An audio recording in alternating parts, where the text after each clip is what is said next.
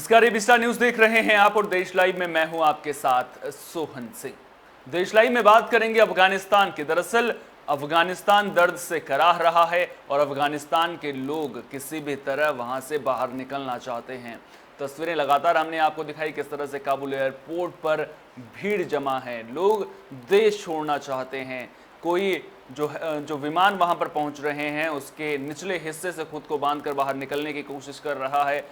कुल मिलाकर देखा जाए तो रनवे से लोग हटने का नाम नहीं ले रहे हैं। इस बीच काबुल हवाई अड्डे पर भारतीय दूतावास के करीब 120 कर्मचारी और अधिकारी जमा हैं। शीर्ष सरकारी सूत्रों के मुताबिक उन्हें 1 या 2 दिन में भारत वापस लाया जाएगा। वे देश के विभिन्न हिस्सों में फंसे हुए थे। शीर्ष सरकारी सूत्रों के मुताबिक उन्हें भारतीय वायुसेना के विमान में 1 या 2 दिन में भारत वापस लाया जाएगा। वर्तमान में वे सभी अमेरिकी सुरक्षा बलों द्वारा संरक्षित क्षेत्र में हैं। सोमवार शाम को भारतीय वायुसेना की निकासी उड़ान कर्मियों और उपकरणों के साथ काबुल से भारत लौटी। विमान 46 कर्मियों और कुछ उपकरणों के साथ लौटा। काबुल हवाई अड्डे पर अफरा तफरी के कारण विमान सबसे पहले सुबह तजाकिस्तान में उतरा। अमेरिकी सुरक्षा बलों की भीड़ को नियंत्रित करने के बाद ही ये काबुल में उतर सका। बता दें कि अफगानिस्तान पर 20 साल के बाद एक बार फिर तालिबान का कब्जा हो गया है। उसने देश के राष्ट्रपति भवन पर भी कब्जा कर लिया है। टोलो न्यूज के मुताबिक यहां सत्ता हस्तांतरण की प्रक्रिया भी पूरी हो गई है। राष्ट्रपति अशरफ गनी ने तालिबान को सत्ता सौंप दी है। सूत्रों के मुताबिक नई अंतरिम सरकार के अंतरिम प्रमुख के रूप में अली अहमद जलाली का नाम सबसे आगे चल रहा है। राष्ट्रपति गनी ने देश छोड़ दिया है। माना जा रहा है कि गनी तजाकिस्तान जा रहे हैं। इधर काबुल की पुलिस ने अपने हथियार तालिबान को सौंप दिए हैं। इससे पहले आंतरिक और विदेश मामलों के कार्यवाहक मंत्रियों अब्दुल सत्तार मिर्जा कवाल ने अलग अलग वीडियो क्लिप में आश्वासन दिया कि काबुल के लोगों को सुरक्षित किया जाएगा, क्योंकि वे अंतर्राष्ट्रीय सहयोगियों के साथ शहर की रक्षा कर रहे हैं। तो अफगानिस्तान में हालात खतरनाक नजर आ रहे हैं। वहां पर एक बार फिर से 20 साल बाद तालिबान का कब्जा हो चुका है और अब जो भारतीय दूतावास के कर्मचारी हैं उन्हें वहां से निकालने के लिए भारत सरकार अभियान में जुट गई है। आपको बता दें कि 120 कर्मचारियों को अफगानिस्तान से निकाला जाएगा। भारतीय दूतावास के 120 कर्मचारी अफगानिस्तान में फंसे हुए हैं और फिलहाल काबुल हवाई अड्डे पर जमा हैं। अब भारत की ओर से एक विशेष विमान जाएगा जिसमें जो कर्मचारी हैं उन्हें वापस लाया जाएगा।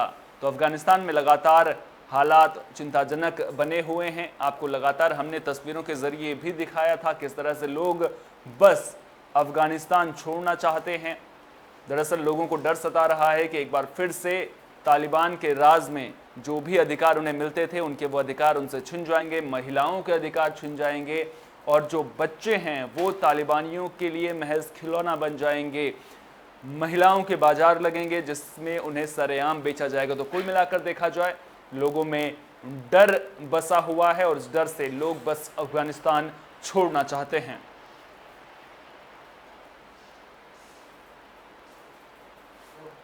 तो अफगानिस्तान में हालात चिंताजनक हैं और हर कोई अफगानिस्तान से बाहर निकलना चाहता है। इस बीच अमेरिका के राष्ट्रपति जो बाइडेन का बयान सामने आया है। उन्होंने कहा कि अफगानिस्तान से अमेरिकी सेना वापस बुलाने के फैसले पर वे अडिग खड़े हैं। हालांकि उन्होंने ये भी स्वीकार किया कि अफगानिस्तान सरकार का पतन उम्मीद से ज्यादा तेजी से हुआ है। उन्होंने कहा कि अफगानिस्तान में लंबे वक्त से अमेरिका के युद्ध लड़ने से चीन और रूस को फायदा होता।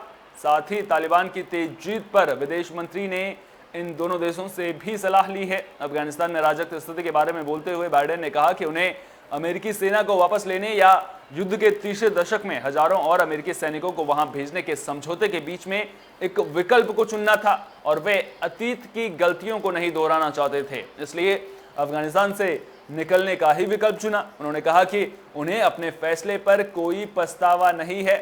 बाइडेन ने कहा कि अमेरिकी सेना ने पिछले 20 सालों में अफगानिस्तान में बहुत त्याग किया है और अब अधिक जोखिम नहीं उठा सकती है। दुनिया के इतिहास में अफगानिस्तान मिशन को सबसे लंबा अभियान बताते हुए बाइडेन ने कहा कि 2 दशक के बाद हम वहां से बाहर निकलना चाहते थे। हम अपने लोगों को सुरक्षित वापस लाना चाहते थे और हमने यही किया है।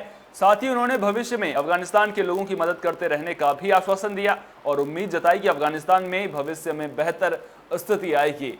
काबुल के हवाई अड्डे पर अमेरिकी बलों की वापसी के समय कई के मारे जाने के बाद बाइडेन ने अपना संबोधन दिया था। तो काबुल एयरपोर्ट पर भीड़ को नियंत्रित करने के लिए अमेरिकी सैनिकों ने गोलीबारी की थी, हवा में फायरिंग की थी, जिसमें कई नागरिकों के मारे जाने की खबर सामने आई थी।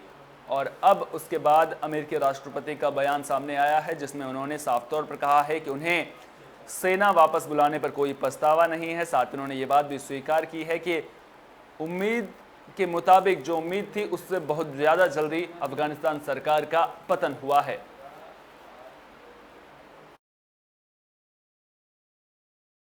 अमेरिकी विदेश मंत्री टोनी ब्लिंकन ने अपने भारतीय समकक्ष एस जयशंकर से अफगानिस्तान में हाल के घटनाक्रम के बारे में बात की है। विदेश विभाग के प्रवक्ता नेड प्राइस ने कहा कि 2 शीर्ष राजनयिकों ने अफगानिस्तान की स्थिति पर चर्चा की। इसके तुरंत बाद भारत के विदेश मंत्री जयशंकर ने ट्वीट किया। इसमें उन्होंने लिखा कि टोनी ब्लिंकन के साथ अफगानिस्तान की हालिया घटनाओं पर चर्चा की। काबुल में हवाई अड्डे के संचालन को जल्द बहाल करने की बात प्रमुखता से उठी। साथ ही उन्होंने अमेरिकी प्रयासों की भी तारीफ की। गौरतलब है कि अफगानिस्तान पर 20 साल के बाद एक बार फिर तालिबान का कब्जा हो गया है।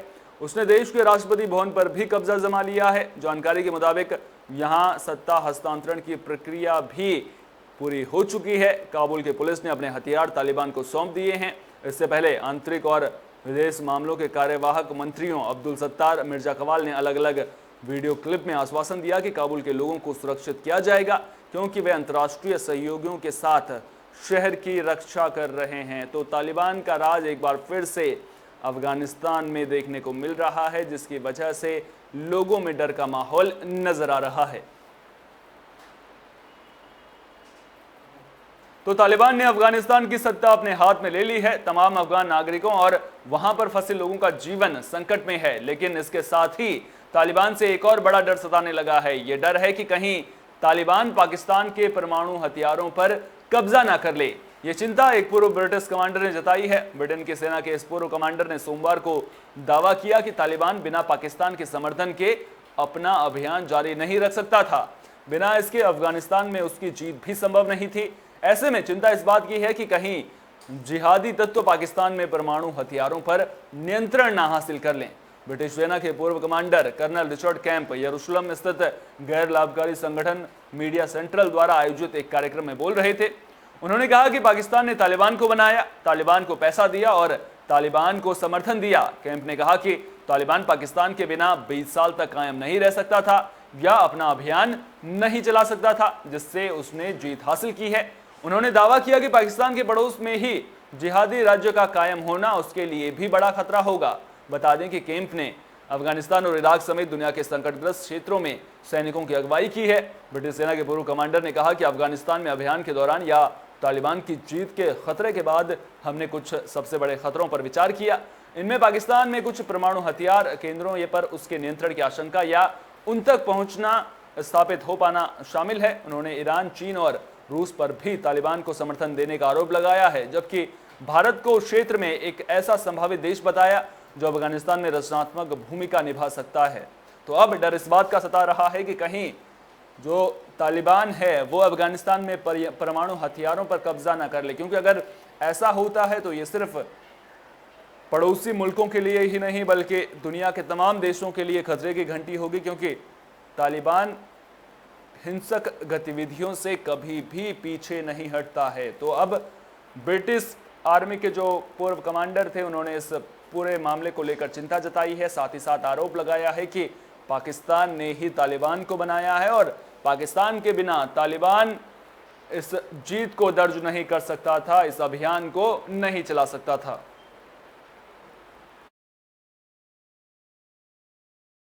देश लाइव में फिलहाल के लिए इतना ही। दीजिए इजाजत। नमस्कार।